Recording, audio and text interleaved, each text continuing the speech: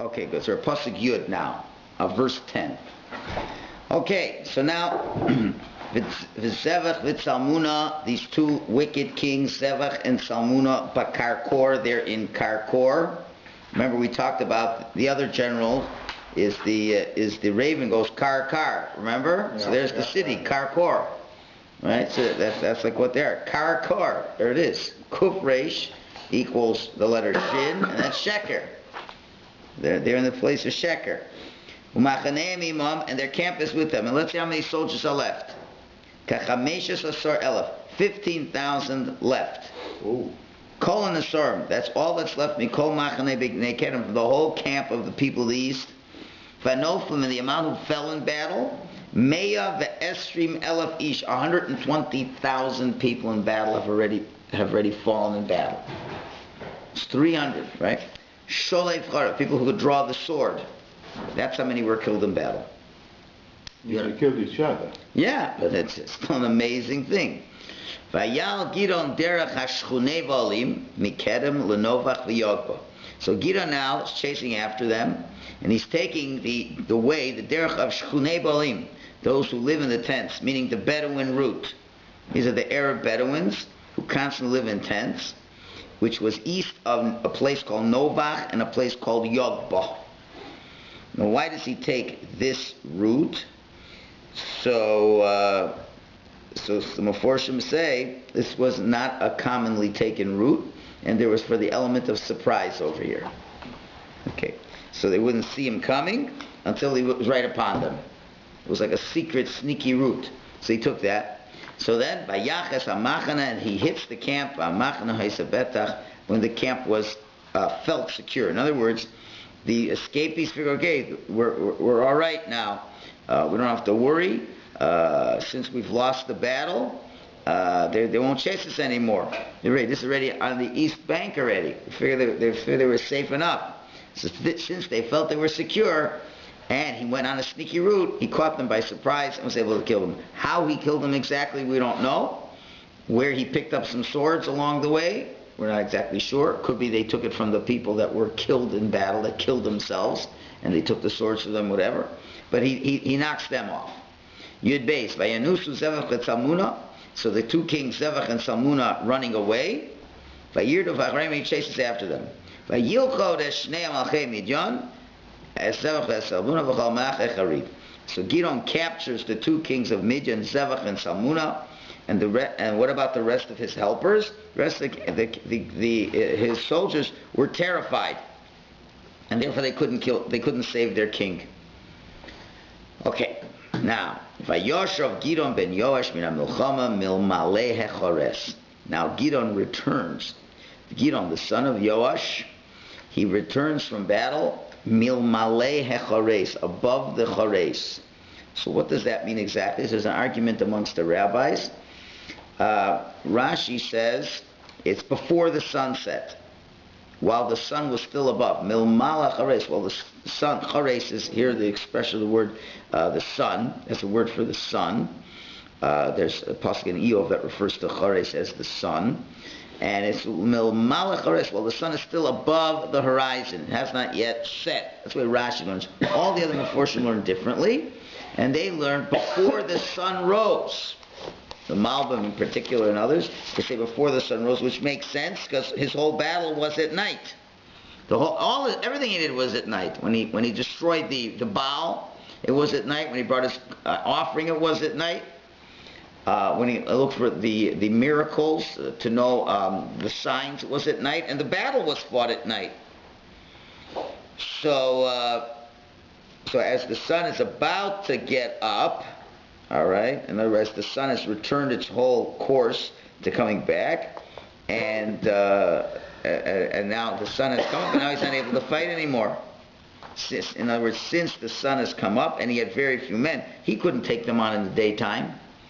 So that's why he doesn't kill the rest of the 15,000, whatever was left of those 15,000. He doesn't kill them, because in broad daylight he'd lose like nothing. So everything he's doing is in the daytime. Okay. Now, the question is, he's coming back. So now he's going to come back to these two cities of Sukkos and Penuel. He made a threat. What's he going to do with them? So I'm sure there was a lot going through his mind over here, and there's a lot of options that he has. Number one, either he could say, okay, I threatened, I said I'm going to go there, I'm going to punish them, I'm going to destroy their tower. Or he'd say, listen, what was, I said that to scare them, I said that to get them to help me, I was upset, whatever. But what's it going to help now? Because the salvation has come, everyone is now going to recognize me, and I'm the leader, and he could let it go. He can ignore that indiscretion. But the question is he allowed to? Maybe he's not allowed to. Maybe he's obliged to punish them for what they've done. So, it's not a simple issue over here. So the question first you have to analyze, so what did they do that could be understood as something being very bad? Well, I would say, they didn't do kindness. They didn't do kindness. He asked for bread, they didn't give bread. If somebody doesn't give you bread, I don't think it's a reason to destroy their tower. Right? They didn't help Hashem with the war, the people who are fighting, and if you're not helping, doing chesed with them as they're fighting a war for Hashem, it's like you're not helping Hashem with the battle. Right? Even though it was very little that they had to give. So is that enough to punish them? Now we see, for example, in the past, Dvorah, what does she do? She curses out this place or this person, Meroz, because he didn't come to help the soldiers. But when she was judging these people not favorably, but she never punished them. She gave them a curse. You're going to say that no, but that's one thing. That's not the same as knocking out a guy's tower and doing other things. We'll see what else he does to them. Maybe some are excommunicated, but not to physically punish the person. So that's one thing. Even find by Moshe Rabbeinu, when he was making the deal with the tribes of Gad, Reuven, and half of Manasseh, he says that you're going to fight, you're going to lead the battle. He says, if you don't do this, if you don't help, then you will have sinned to God. That's all. He didn't say any physical punishment is going to come to them, right? So certainly during battle he could scare them, but afterwards to do something, why should he? But on the other hand, there is something, because they didn't just not help, but as you'll see in a minute, they did more than that. And that you're going to see as we read now, and we'll see what reasons he does give for what he will do. So let's continue. Yudal. Vayilkod Na'ar Me'anshe Sukkos. So first of all, he captures a youth from the people of Sukkos. Vayishlo asks him a question. We don't know what he asked him, but from what he does, we see what the question was. He wrote down the names of the officers of Sukkos and the elders that were 77 in total. 77. Because these are people he's going to deal with shortly. Vayavo el anshe Sukkos. He comes to the people of Sukkos, Vayomer, and he says, Hinei Zevach v'Tzalmuna. Here's Zevach and Tzalmuna. What did you say to me before? Asher, here's the key words now. Cheraftem osi, which you cursed me. Now that we didn't get it the first time around. Lamor saying, Hakav Zevach v'Tzalmuna atobi yadecha kiniten lanashecha haye'evim lecha. Have you yet gotten the palm of Zevach Tzalmuna? Are they now in your hands? Did you capture them yet? That people should give you to eat bread? So he's adding a very significant point over here. He's saying, you guys cursed me out. It wasn't Stam you refused. You could say, no, I'm sorry, I'm too scared. But this whole uppity talk of, and he's going to the Anshe Sukkos now. It's interesting, again, we're filling in the gaps. Before, it says, when a story happened, he went to the Anshe Sukkos, and it says, give us bread, but then the people, and then the officers of Sukkos, they're the ones who said what they said. Now he's coming up and saying, it's the Anshe Sukkos. He came to the Anshe Sukkos and says, you also cursed me out. It wasn't just the officers who cursed him out. You also believed in this and cursed me out. Well, once you're cursing out a person of his stature, now that's already a whole different story. It's a whole different story. Because we find in Jewish law that now the question is, what is Gidon's status? How do we treat him? What status does he have? Is he that of a king? Well, is he really a king? Not really a king, but he's acting like a king. He's acting like a leader. And the halachas, the Rambam is very clear, and we'll see later on, he acts sort of like a king. So the Rambam says anyone who insults a king or curses out a king, the king has permission to kill him. All right? Or he can imprison people, punish people for his honor. In other words, when you go and curse out a king, what are you doing? The king is the physical representative of Hashem in this world. He is here to take all the different forces amongst the Jewish people, coalesce them into a unit that serves Hashem, and he is the chief ambassador for God for the Jewish people. So you go curse him out, it's tantamount to cursing God. And the king is not. The rule is, a rabbi, if you insult a rabbi, he can be mochel on his cover. A rabbi can forgo his honor. A king cannot forgo his honor. He's not allowed to, because the king represents God. So when you're embarrassing him, you're embarrassing God. Now, he wasn't officially a king, but he's acting in the way of a king. He's leading the Jewish people to drive out an enemy. He's got all the kingly activities that he's doing, and certainly in terms of what he's representing. Remember, he's also called Yerubal, the man who fought against the Baal. So this guy, he's God's man. And you're cursing out God's man? That means you're saying, I don't think God can... What are they really saying? You understand he's miraculously winning. I don't think God's going to make more miracles for you. I don't think God's going to attack the enemy. I wouldn't want to even help God to attack the enemy. You hear what kind of talk that is? So forget about Gidon's personal feelings of anger, if there would be any personal feelings of anger. He has to stick up for the honor of God. And even if you're going to say that Gidon did not have a status of a king, but certainly he at least had the status of a judge. Yeah, it was at least a judge, a dayan. And the Rambam says, similarly, a judge is allowed to excommunicate people who are worthy of that, or even who are not worthy of that, in order for emergency measures, as he sees fit and as the time is necessary. And a judge can contend with people if it's worthy to contend them, and to curse them, and to hit them, and even to pull their hair out. In other words, there has to be a respect for law and order in this country. The judges also, we know, the Torah says when you go to a court, it uses the expression, when you bring the issue lelo kim, you bring the issue to God. What do you mean God? Bring it to the court. The answer is God stands in the presence of every court. Just like a king is manifesting the will of Hashem and leading the country, a judge is manifesting the will of Hashem by making sure that law and order is preserved. That's also an agent of Hashem. And therefore you have to treat them with respect. And if you don't, the judges have to take the heavy-handed approach that the person has to be punished beyond what is reasonable, so people have this respect and they don't get too uppity. All right?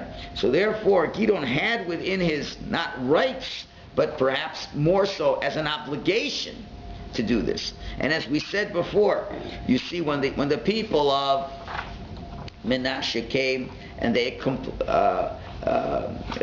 people from Ephraim came and they complained and said, how come you didn't let us call us in the beginning and complain is that? He answers softly, because that's really the way he was.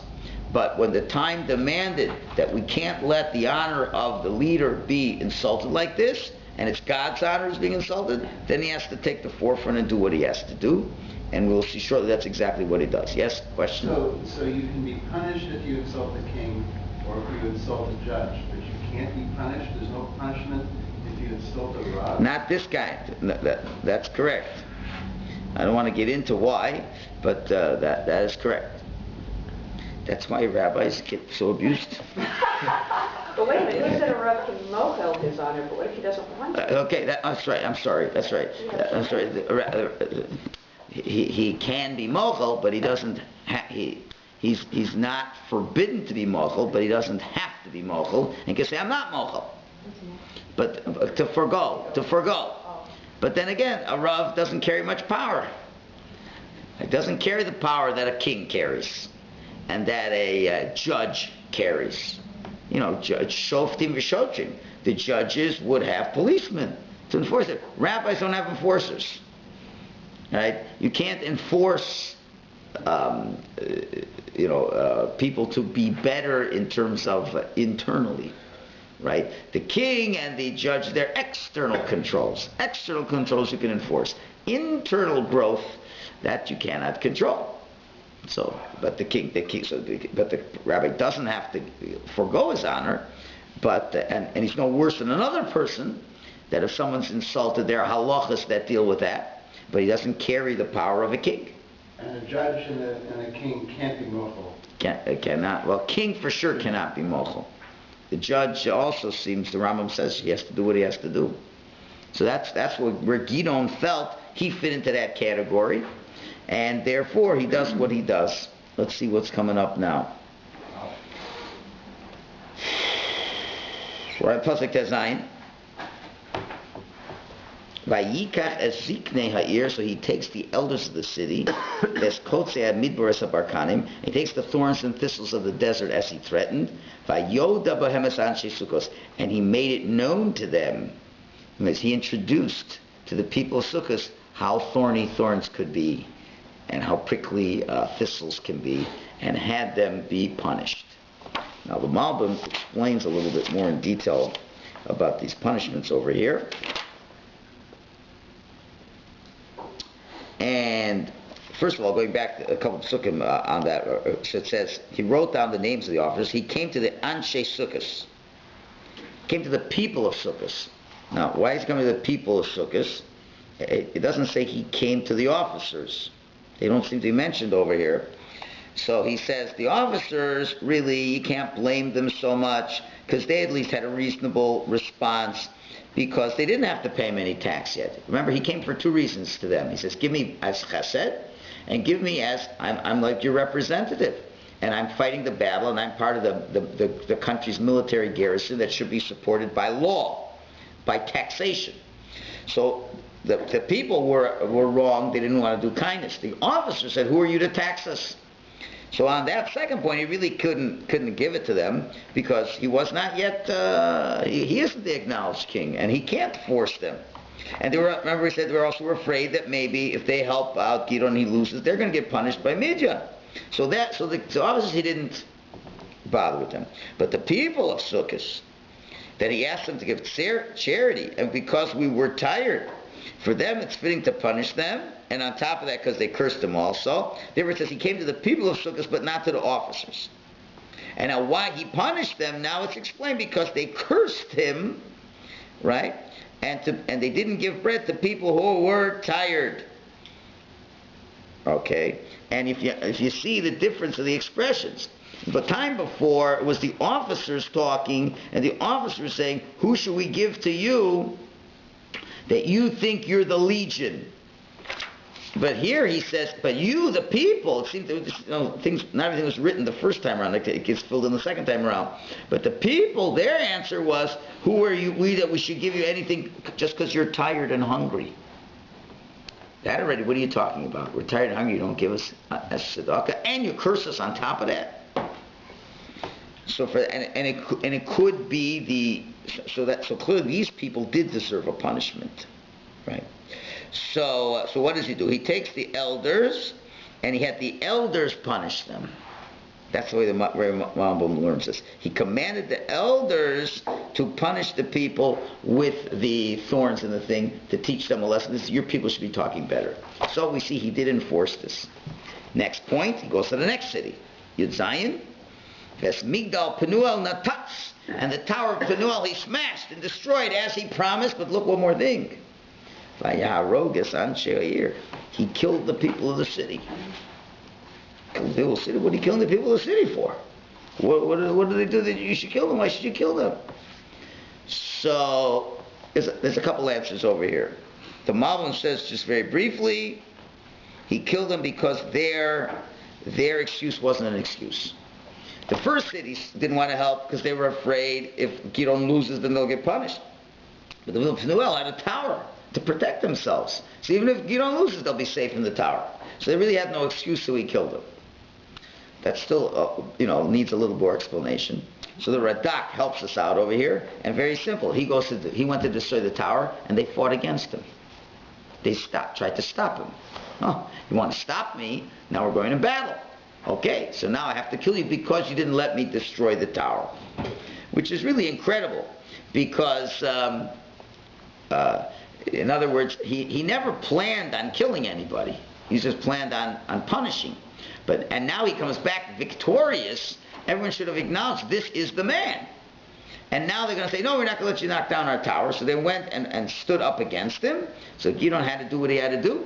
And he had to say, I said this, I got to do this. So everybody else should know that you have to respect the leader. You have to respect the judge. And therefore, if you don't follow the court's orders, we'll have to kill you. And that's exactly what happened.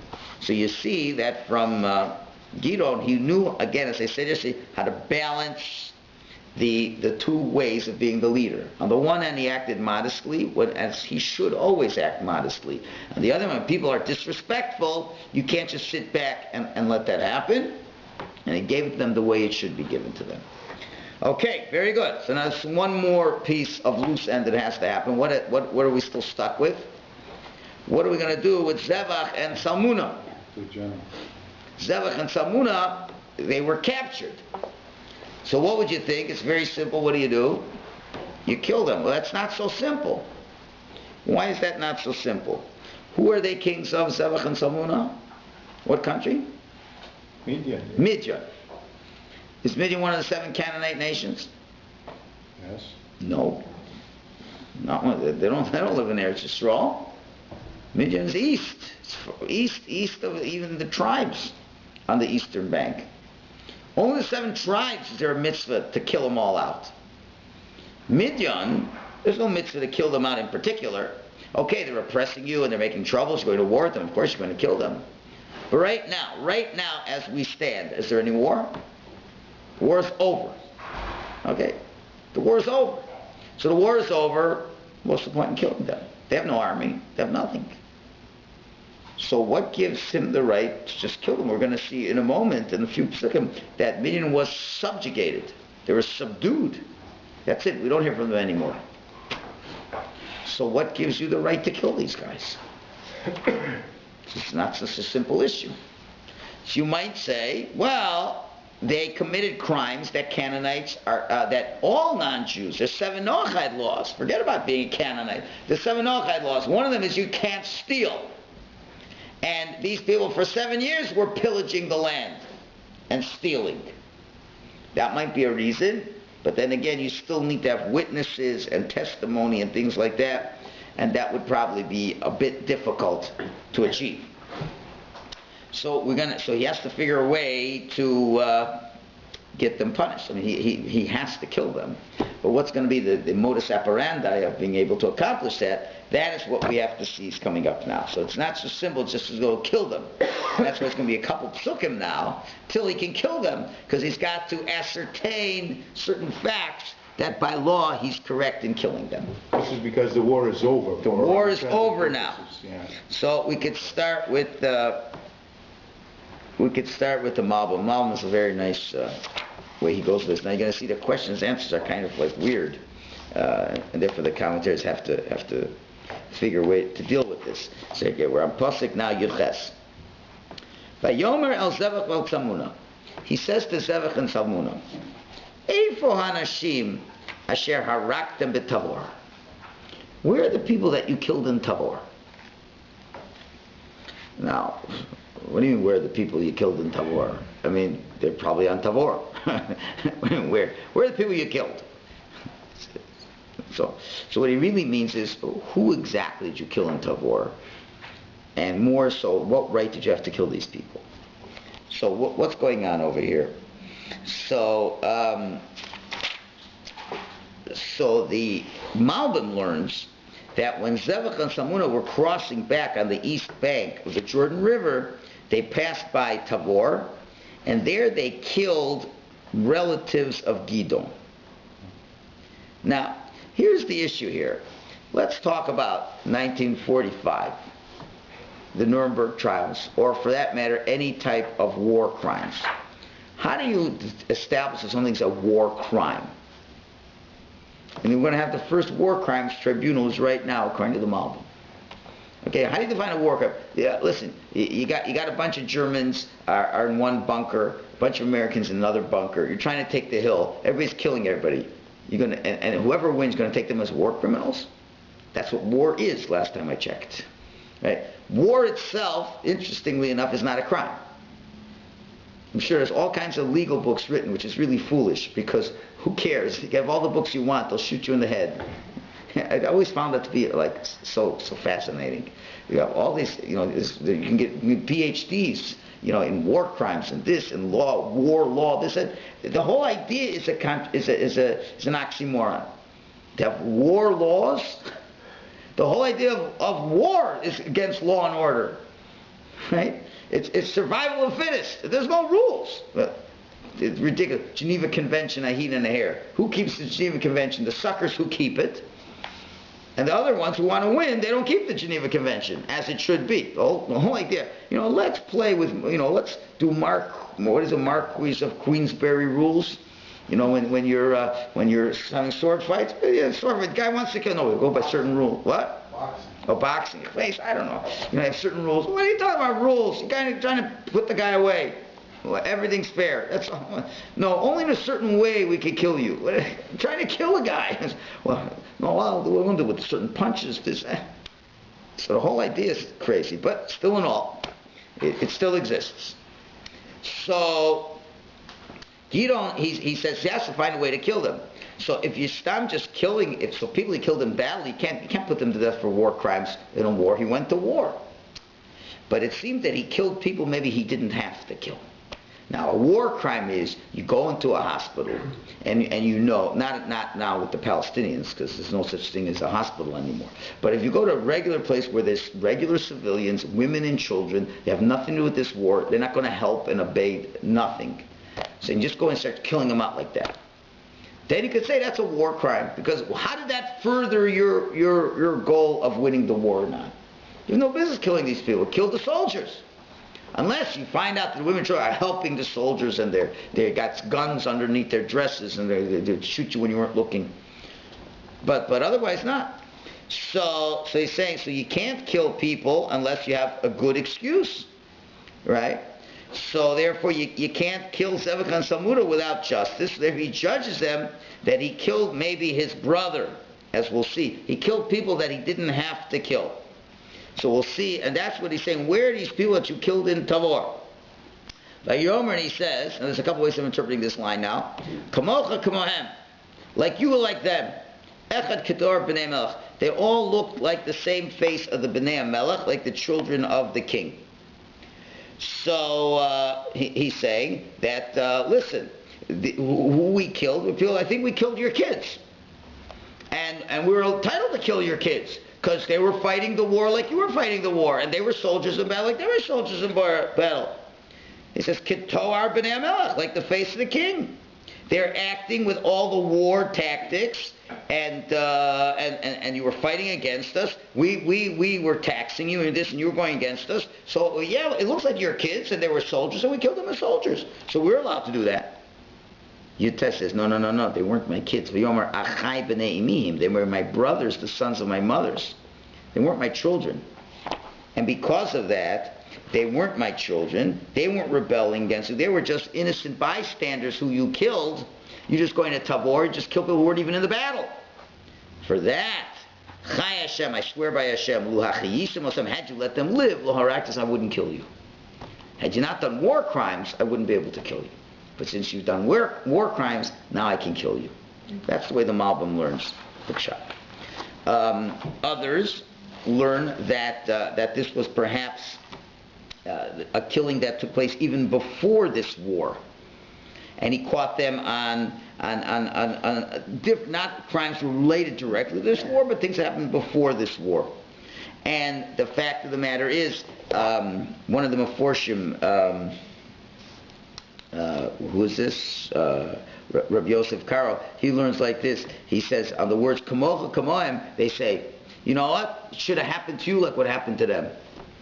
He says, and you should be killed. So that's already chutzpah.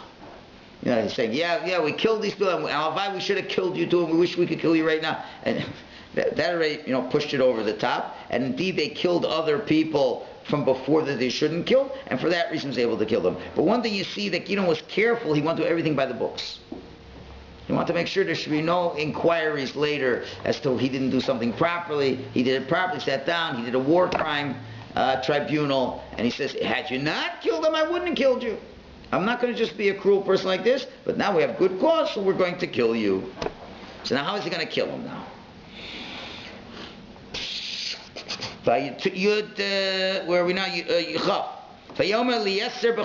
He speaks to his firstborn, whose name is Yeser. Isn't that interesting that his name is Yeser?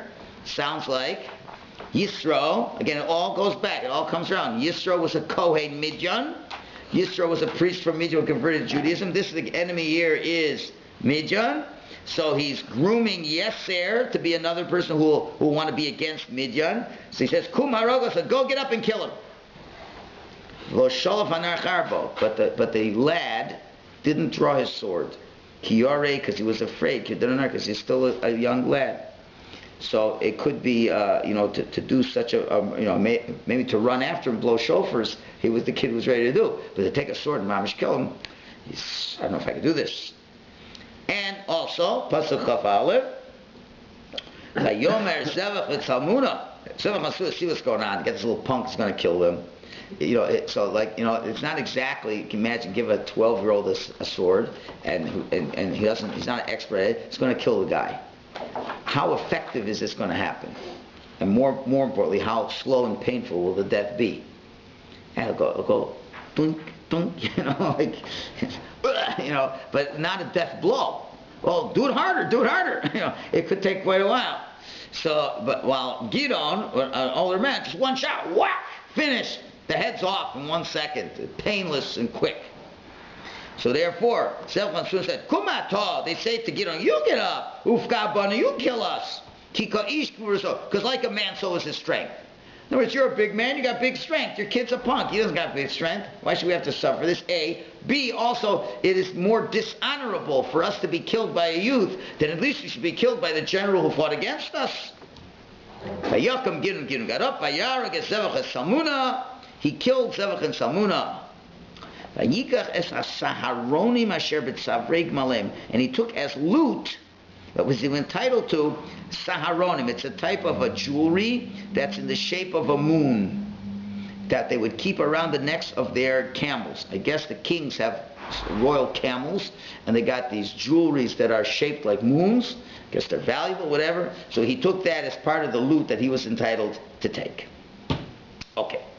Now, Chav Beis, we go on to the next part. Now here's a very interesting new thing. So now that Gideon has done such a miraculous victory, we find out for the first time the Jewish people make an offer to somebody that they never made such an offer to before. Vayomru Ish Yisrael El Gideon. Ish Yisrael. That means, I guess it means, the singular, a man of Israel, but it can't mean, because it says Vayomer, they said. So it probably means, all the Jews in one collective voice said to Gideon, Mishal Banu, you should rule over us, be a ruler over us. Gamata, also you, Gam Bincha, also your sons, Gam Ben Necha, your grandsons. We want you to be the king of the Jewish people. Kiho Shatanu Miyad Midian, because you saved us from the hands of Midian. Now, this is now about 200 years since they've already entered the land of Eretz Yisrael. There has been no king. The truth of the matter is, what are the rules about kings? Is something more you'll learn in Sefer Shmuel. But it says in the Torah, when you come to the land of that Moshe said, when you come to the land that Hashem will give you, and you'll conquer the land, and you'll live there, and then you'll say, let's appoint for ourselves a king, then there'll be time for a king. So there's always a question as to when that would happen. It wasn't like God says, you will make it exactly this date, you'll make a king. It was something that would have to be depending on the mood of the people, and the people feel they're ready to have a king boss them around and this and that. And so for 200 years, it's interesting. I don't have an answer for this. Osnil ben Kenaz, he was a great leader. Didn't ask him to be a king. Ehud ben Gera was a savior. Didn't ask him to be a king. Dvorim Barak helped them. Didn't ask him to be a king. But it seems that Gidon now is the first time they're asking someone to be their king. Why that's so, we could speculate. And one thing you could say, could be they've had enough of the ups and downs. They suffered too many times. They say, this is ridiculous. We have to have somebody be our king. If we have someone who's our king, he'll coalesce us together, and then we'll be able to live the way we want to live. This is a very fantastic offer that they're making for Gidon. And certainly, certain people would consider this. They consider this. So, and they were saying, you should rule for us. Number one, it would help us. Mishol Banu. Number one, it would help us, and also, the fact is you've been a savior for us. So we'd like you to do this. So Pasuk of Gimel, Vayomer Aleim Gidon. Gidon says, Lo emshol ani b'chem, I will not rule over you. Lo yimshol b'ni b'chem, my son will not rule over you. Interesting, he doesn't say, but my grandson won't. I don't know. Again, something that's interesting. So, but Hashem yishol b'chem. Hashem will rule over you. In other words, the truth of the matter is, why is Gidon refusing? And this is a flat-out refusal. Now you imagine if the Jewish people offer you to be the king. It's a pretty big honor. Lesser people would say, maybe yes. Or at least he should have said, you know what, I don't know. Why don't we go to the Kohen Gadol, go to the high priest, and we'll ask him through the Choshen, through the breastplate, and we'll find out the answer from God if I should be the king or not. He's not even willing to take this to God. He says straight out, I'm not interested. And the Medrash says, quoting the verse in Mishlei of Proverbs, "V'lifnei kavod anava," before honor comes humility. This is referring to Gidon. When they asked him to be the king, he said, I will not be the king, but Hashem will be the king. He was not interested in power at all. We'll see, he wasn't interested in wealth at all. He was a guy from humble beginnings and never really wanted to be such a great person. And what about the fact that the Jewish people would benefit greatly by having a king? So he says, well, who's going to rule over us? Hashem yishol b'chem. Hashem has to rule over you. You still should be enjoying the fact that Hashem should be your king. And if Hashem is your king, you can get tremendous closeness from that. But he will ask for something, and he does make one major blunder, which we will see tomorrow here at Hashem.